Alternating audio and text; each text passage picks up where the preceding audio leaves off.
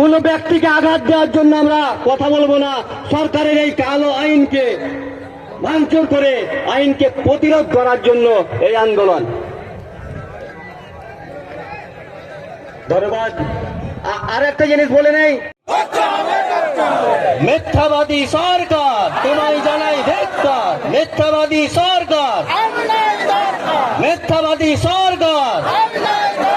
সংবিধান বিরোধী ওয়াকফ আইন মানছি না, মানব না।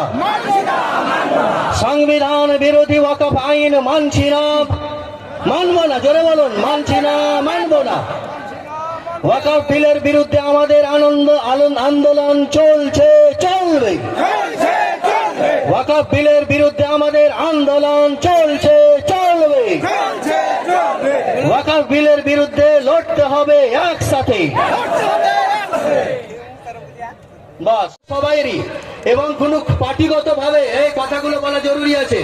পার্টিগত ভাবে কোন টিএমসি বা কোন কংগ্রেস বা কোন সিপিএম এই ধরনের কোন মানে রাজনৈতিক ছত্রছায়ায় কোন একটা পার্টির ছত্রছায়ায় যে হচ্ছে আদৌ কিন্তু তা নয়।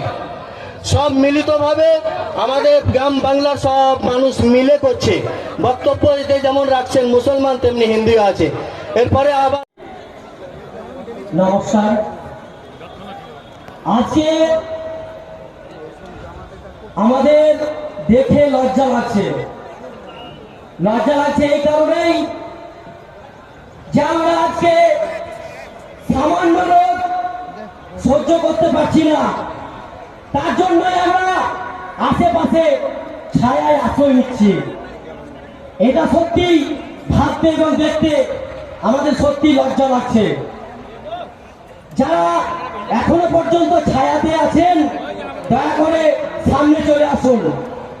আমাদের উদ্দেশ্যটাই হচ্ছে গর্জে উঠেছি। তার কারণ এই ওয়াকফ বিল আমাদের নিজেদের আত্মরক্ষা, নিজেদের আত্মসম্মান, আমাদের ধর্মের বিরোধী।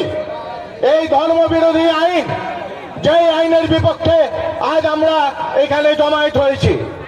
এই ধর্ম আমাদেরকে শিখিয়েছে, আমাদের ইসলাম ধর্ম, আমাদের হিন্দু ধর্ম, আমাদের জৈন ধর্ম শান্তি সম্প্রীতি বজায় রেখে এবং আমাদের সংবিধান আমাদেরকে অধিকার দিয়েছে আমাদের নিজের ধর্ম আমরা নিজের মতন করে পালন করব।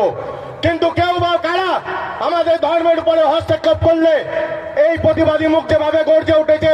এই বাংলার মুখ্যমন্ত্রীর প্রথম তার নিদর্শন হয়েছেন, উনি বলেছেন এই ওয়াকফ বিল আমাদের বাংলায় আমি ইমপ্লিমেন্ট করব না। আজ আমরা মমতা ব্যানার্জি মুখ্যমন্ত্রীকে ধন্যবাদ জানাই, তিনি প্রথম রাস্তা দেখি